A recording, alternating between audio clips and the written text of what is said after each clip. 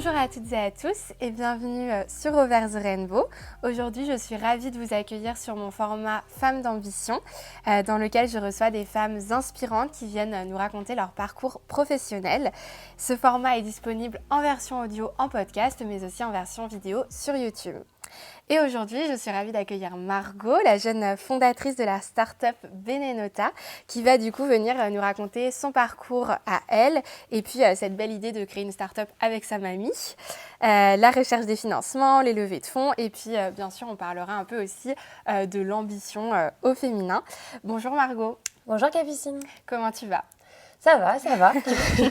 Alors, est-ce que pour commencer, tu peux te présenter un petit peu aux personnes qui écoutent, regardent cette vidéo ? Donc, je m'appelle Margot Rallier, j'ai 24 ans, bientôt 25 d'ailleurs, quart de siècle. J'ai fait donc une école de commerce, j'ai fini en 2020 et tout de suite après mes études, j'ai décidé de monter ma boîte avec ma grand-mère qui s'appelle Martine et qui a 72 ans. Ok, trop bien. Et donc, du coup, toi, c'est quoi ton parcours étudiant un peu ? Qu'est-ce que tu as fait après le bac ? Alors, après le bac, je me suis un petit peu trompée de voie. Je suis allée dans une école de marketing de luxe. Okay. Donc, voilà, parce que j'avais envie de travailler là-dedans. Et en fait, je me suis rendu compte que l'ambiance, les valeurs qui étaient dégagées dans cette école ne me plaisaient pas. Donc, j'ai fait une réorientation et du coup, je suis partie à l'ISG, donc, qui est une école de commerce. Et donc, j'ai fait quelques années à Nantes. Et ensuite, je suis partie faire mon master marketing digital à Paris, en alternance. Ok. Et toi, pendant tes études, tu pensais à l'entrepreneuriat ou tu pensais prendre une voie plus classique ?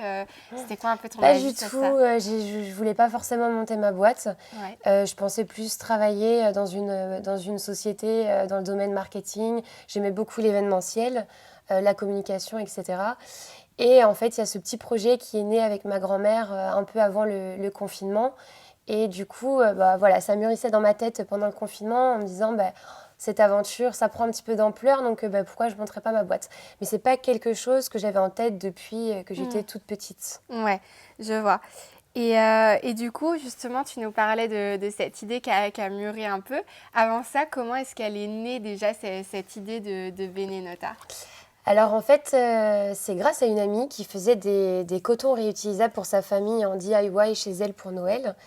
Et elle faisait ça, donc je suis arrivée, puis elle me dit « Ah, je fais ça en cadeau pour ma famille » et je ne connaissais pas trop le concept. Et du coup, elle m'en a offert un, donc je lui ai dit « Oui, c'est bien, mais c'est pas très joli. » Enfin bref, donc j'ai essayé. Et en fait, je suis très proche avec ma grand-mère. On a eu toutes les deux des problèmes de peau quand on était plus jeunes, donc notamment à l'adolescence. Ouais. Donc ça nous a beaucoup rapprochés, parce qu'elle a vécu la même chose que moi.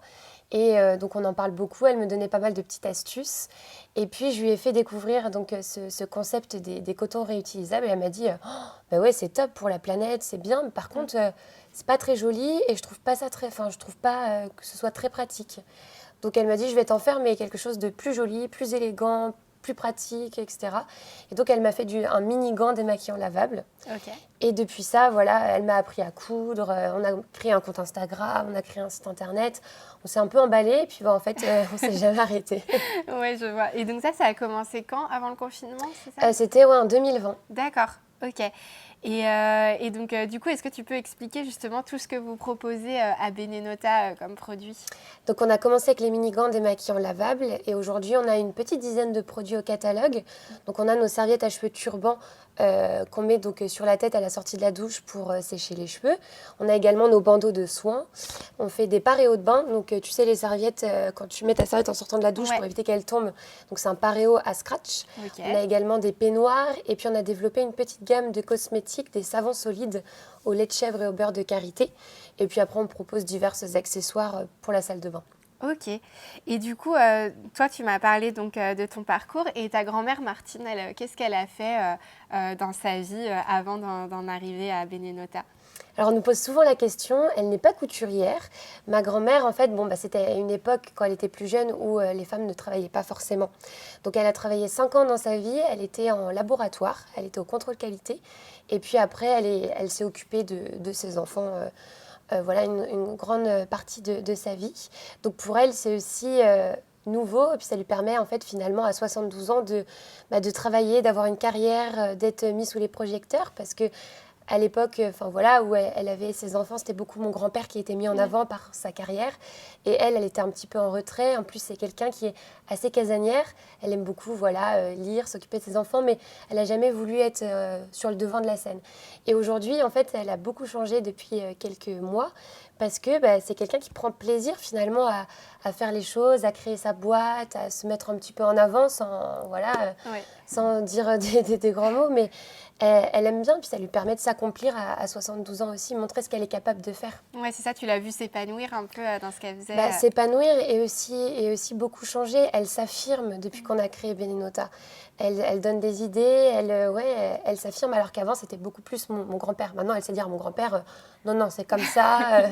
Et puis, c'est rigolo parce que c'est beaucoup elle, avant, c'est bête, mais qui faisait tout le ménage, le repassage, machin, toutes les tâches à la maison. Et mon grand-père, un petit peu moins, quoi. Elle ne faisait pas la cuisine. Et aujourd'hui, depuis Benenota, les rôles se sont inversés à la maison parce qu'elle n'a plus le temps. Donc, c'est mon grand-père qui fait la cuisine, qui fait le ménage et ça l'occupe aussi. Et du coup, c'est rigolo de voir que les rôles se sont inversés à la maison depuis... Comme quoi, 70 ans plus tard, il n'est jamais trop tard pour changer. S'y mettre. Voilà, c'est ça. Ok. Et c'est pas trop difficile parfois de travailler avec quelqu'un de sa famille, du coup Pas forcément... Enfin, pour moi, non, parce qu'en fait, c'est quelqu'un... On se connaît très bien toutes les deux. Je suis sa première petite fille, c'est un peu comme ma deuxième maman. Ouais, je vois. Donc voilà, on n'a pas de mal à se dire les choses, on rigole beaucoup, on s'entend super bien. Enfin voilà, moi, ma grand-mère, c'est beaucoup de choses pour moi. Donc non, on n'a pas de mal. Et puis en plus, on se complète beaucoup parce qu'elle a quand même la maturité, la sagesse, l'expérience que moi, je n'ai pas. Enfin voilà, j'ai que 24 ans, donc je ne connais pas grand-chose à la vie. Et c'est vrai qu'on se complète parce que, par exemple, sur de la prise de décision, moi, je vais aller un petit peu vite parce que je suis quelqu'un qui fonce. Elle va me dire, non, attention Margot, là, réfléchis, fais attention à ça, etc. Donc, elle me freine positivement en me disant, fais attention, réfléchis. Donc, on se complète. C'est pas difficile. Bon, il y a des fois où on n'est pas d'accord sur tout, forcément, comme tout le monde. Ouais. Donc, on va se faire la gueule pendant 2 minutes et puis après, ça va mieux. Ça se calme après. Ouais, je vois. Et d'une manière générale, du coup, ça a été quoi un peu les difficultés et au contraire les bonnes surprises que tu as eues dans cette aventure entrepreneuriale? Alors, il y a beaucoup de difficultés, mais je pense que le plus difficile pour moi, ça a été au début.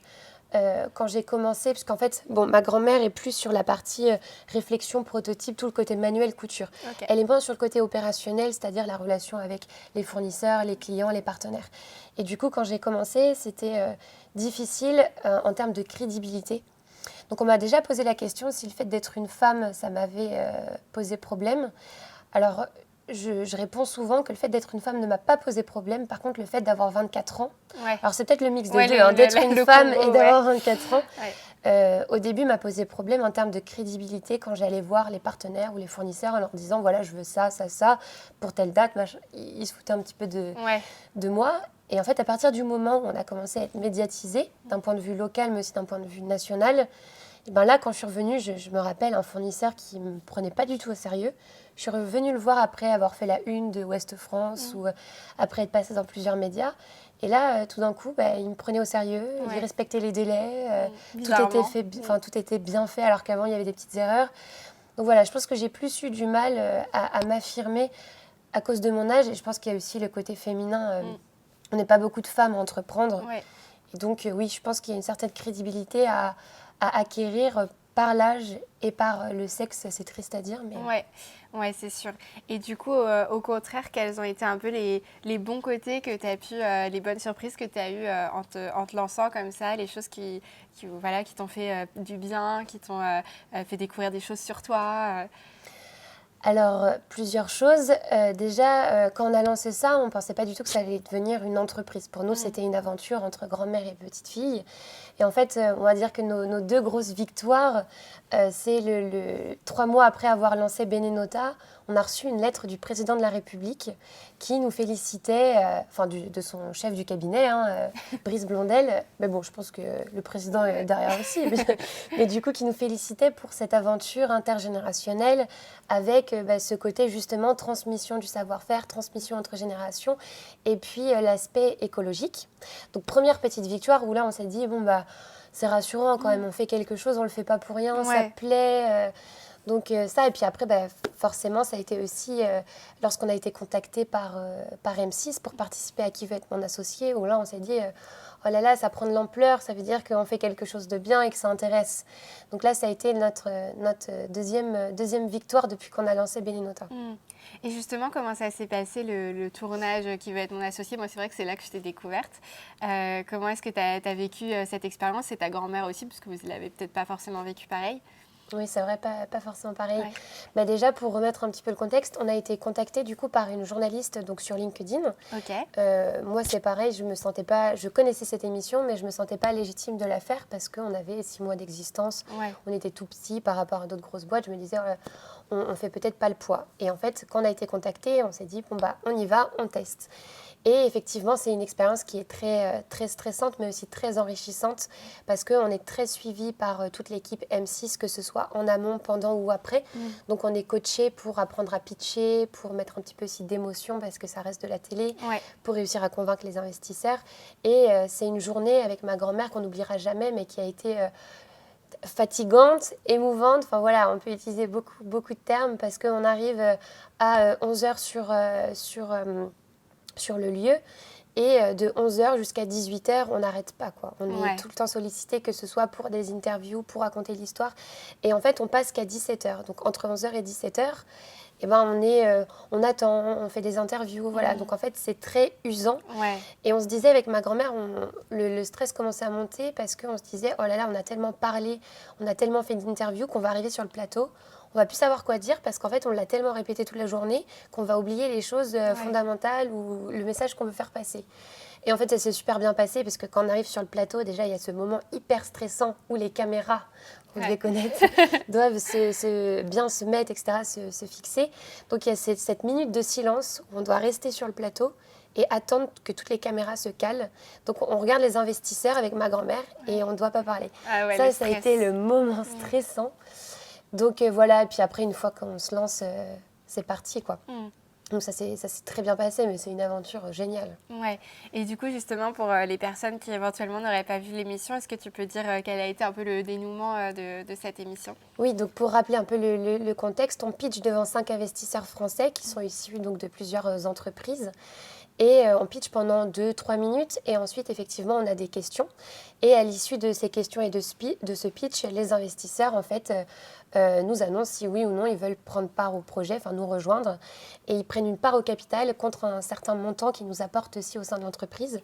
Et nous, on a eu la chance, du coup, d'intégrer Éric Larchevêque au capital, qui est le fondateur de Ledger, une société dans la crypto-monnaie. Et du coup, il a pris 23% de notre capital contre 40 000 euros. Ok. Et du coup, depuis, comment est-ce que ça s'est passé? Vous êtes resté en contact avec lui? Il vous aide? Comment ça se passe? Je l'appelle toutes les semaines, le pauvre Eric, je ne le lâche pas. En fait, il nous a déjà donc, apporté effectivement de l'argent pour pouvoir se développer des nouveaux produits, structurer l'entreprise. Et l'avantage avec Eric, c'est que c'est quelqu'un qui est très bienveillant et investi aussi auprès des startups dans lesquelles il est présent. Et donc, moi, il m'apporte beaucoup. Je le vois comme un mentor. C'est-à-dire qu'il a beaucoup plus de recul, d'objectivité que moi même avec ma grand-mère, on a le nez tout le temps dans l'entreprise. Donc, c'est compliqué de prendre du recul. Donc, il nous apporte toute cette vision stratégique et de nous dire, voilà, c'est telle vision qu'il faut avoir, telle direction qu'il faut prendre. Après, ce ne sont que des conseils et c'est nous qui restons, on va dire, maîtres du côté opérationnel et les exécutantes. Donc, ouais. Et tu parlais du côté intergénérationnel qui est vraiment hyper intéressant. C'est quoi, toi, ton opinion sur le fait d'essayer d'intégrer un peu plus justement les seniors dans la société? Parce qu'on a tendance à croire qu'il y a un tel écart générationnel. On se dit on ne pourrait jamais faire travailler justement des seniors dans le monde de la start-up, etc. Qu'est-ce que tu en penses, toi, de ça? Alors, je pense déjà, avant de faire ce petit projet avec ma grand-mère, je pense que quand on veut, on peut. Ça, c'est quelque chose qui me tient vraiment, quel que soit l'âge. Et en fait, c'est vrai que quand on a monté Beninota, je me disais, c'est peut-être c'est notre histoire, c'est notre ADN. Après, on verra d'un point de vue opérationnel comment ma grand-mère va aussi s'en sortir. Parce que c'est vrai qu'on ne fait quand même pas physiquement les mêmes choses à 72 ans qu'à 24 ans. Et finalement, aujourd'hui, je me dis, mais bien sûr, qu'on est Bon, ça dépend, c'est pas le cas pour tout le monde, ça dépend aussi, c'est du cas par cas en fonction aussi de la condition physique, Oui, etc. bien sûr. Ouais. Mais maintenant, je me dis, je suis impressionnée par tout ce que fait ma grand-mère, par sa motivation, par son état d'esprit, par son ouverture aussi sur le monde d'aujourd'hui. Enfin, je l'admire parce que elle est vraiment, elle a changé. Enfin, je trouve vraiment qu'elle a changé, qu'elle est devenue une femme différente depuis qu'on a créé Benenota. Et en fait, je me dis, mais bien sûr qu'on ait 72 ans, qu'on ait 30 ans, 40 ans, ça change pas grand-chose. On a toujours de super bonnes idées, on est super intéressante, on est très motivée. Ma grand-mère, elle est hyper dynamique. Donc je pense qu'effectivement, c'est hyper intéressant de pouvoir intégrer de plus en plus ces seniors et de faire fonctionner cette silver economy, quoi. Ouais, carrément. Et comment est-ce que Benenota s'engage aujourd'hui pour l'environnement et pour le côté social aussi? Alors, plusieurs choses. On utilise des matières qui sont responsables. Donc, tout est fabriqué à partir de fibres de bambou, qui est donc plus écologique lors de la culture par rapport au coton, par exemple, et qui a un aspect plus durable, plus soyeux, antibactérien. Il absorbe plus. Donc, voilà, il y a des critères qui, d'un point de vue écologique, sont mieux que le coton. Et puis, d'un point de vue aussi qualité, pour nous, étaient importantes. Donc voilà, et d'un point de vue social, on travaille avec des ateliers solidaires dans la région de Nantes. Donc on a une petite dizaine d'ateliers qui ont déjà rejoint l'aventure depuis 2020. Et du coup qui sont des ESAT, des établissements de services et d'aide par le travail, qui valorisent le travail des personnes en situation de handicap. Donc voilà, d'un point de vue social, c'était important pour nous d'intégrer cette dimension et d'intégrer ces ateliers dans l'aventure Benenota. Et puis aussi de faire attention à notre échelle à l'environnement. Alors, c'est pas énorme, mais je trouve qu'à notre niveau, on fait ce qu'on peut avec ce qu'on a aussi. Et c'est important pour nous d'intégrer toutes ces dimensions au cœur de Benenota parce que c'est l'ADN de la marque, quoi. En incluant aussi, parce que je l'intègre dans la dimension responsable, les fabrications françaises, parce qu'on oublie souvent, mais la fabrication française, voilà, ça a un impact aussi sur l'environnement et sur le côté social, parce qu'on fait travailler les personnes en France, on valorise le savoir-faire français, donc c'est aussi important de garder cette dimension. Ouais, c'est ça. Et pour le coup, c'est vraiment bien local, quoi. C'est vraiment c'est très dans local. la région, Nos ateliers sont à Rezé, à Clisson, à Legé, à Fontenay-le-Comte, aux Essarts-en-Bocage, à Goron. Enfin voilà, tout est dans la région. Après, en grandissant, je pense qu'on va être amené aussi à élargir un petit peu nos ateliers de production. Mais c'est vrai qu'on cherche à travailler au niveau local. Et puis là, actuellement, on se trouve à Nova Pulse, du coup, là où vous êtes incubé. Est-ce que tu peux expliquer un peu de quoi il s'agit, ce que ça vous apporte et depuis combien de temps vous êtes là? Alors, Nova Pulse, donc, c'est un incubateur de start-up de la région Pays de la Loire qui est rattaché à un fonds d'investissement qui s'appelle Sodero Gestion, qui partage également les mêmes locaux que nous. Le principe de Nova Pulse, c'est d'accompagner toutes les start-up sur un an. Donc c'est un programme d'accompagnement où on a donc des locaux à disposition, mais on a aussi tout un programme d'accompagnement avec des experts à résidence, donc des leveurs de fonds, des personnes qui nous accompagnent sur notre site internet, sur du gros hacking, sur du financement, etc.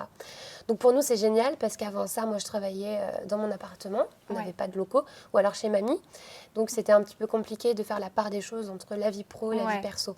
Donc déjà c'est super, pour moi c'est hyper enrichissant d'avoir un espace où on peut venir travailler pour pouvoir couper et tout simplement aussi partager avec d'autres startups parce qu'il y a tout un écosystème où quand on a une problématique, on en parle et on ne trouve pas forcément la solution tout de suite, mais ça nous permet d'avoir une certaine ouverture d'esprit aussi et de prendre en compte l'expérience aussi des autres qui est hyper importante. Donc moi, ça m'apporte ce côté-là. Et puis, c'est juste génial d'avoir des experts à nos côtés pour échanger avec nous sur le côté effectivement finance. Moi, j'étais pas du tout chiffre avant. J'étais pas du tout copine avec Excel. Et maintenant, j'adore Excel. Je passe ma vie sur Excel. Donc voilà, ça m'a apporté aussi tout ce côté structuration, organisation, suivre ses chiffres parce que c'est hyper important pour prendre des décisions après. Donc je pense que ça nous fait grandir aussi de suivre ce programme. Et ça nous apporte, ça nous structure dans l'entreprise. Ok, super. Et du coup, où est-ce qu'on peut acheter vos super produits Benenota? Partout, sur Internet bien sûr, mais on a aussi une quarantaine de revendeurs en France. Donc on est très développé sur Nantes et la région ouest parce qu'on vient de Nantes. Donc là, on est présent chez Bazar Avenue, aux Galeries Lafayette de Nantes, dans plusieurs concept stores, etc. Et puis, mais surtout sur notre site internet et sur nos réseaux sociaux, Benenota. Ok, ça marche. Je mettrai tout dans la description, évidemment. Toi, quel conseil tu donnerais à une femme qui a envie d'entreprendre, et ce, comme tu disais, peu importe son âge? Alors, ça va peut-être être un peu familier, mais de ne pas se laisser démonter. Parce que c'est pas parce qu'on est une femme, c'est pas parce qu'on a 24 ans qu'on ne peut pas réussir. Si on a un projet qui nous tient à cœur, c'est important d'essayer. Et puis, moi, j'ai essayé à la fin de mes études. J'avais pas forcément... alors oui, j'ai pas d'enfant, j'ai pas de choses importantes où voilà, je risquais rien. Mais d'autre côté, c'est quand même un risque de se lancer et de se dire, bon, bah, je vais pas forcément avoir de salaire au début, je suis toute seule, comment je vais faire? Et puis, c'est un gros chantier. Mais le but, c'est de se lancer et au pire des cas, si ça fonctionne pas, bah, c'est pas grave. Enfin, le but, c'est de se dire, bon, bah, j'ai essayé.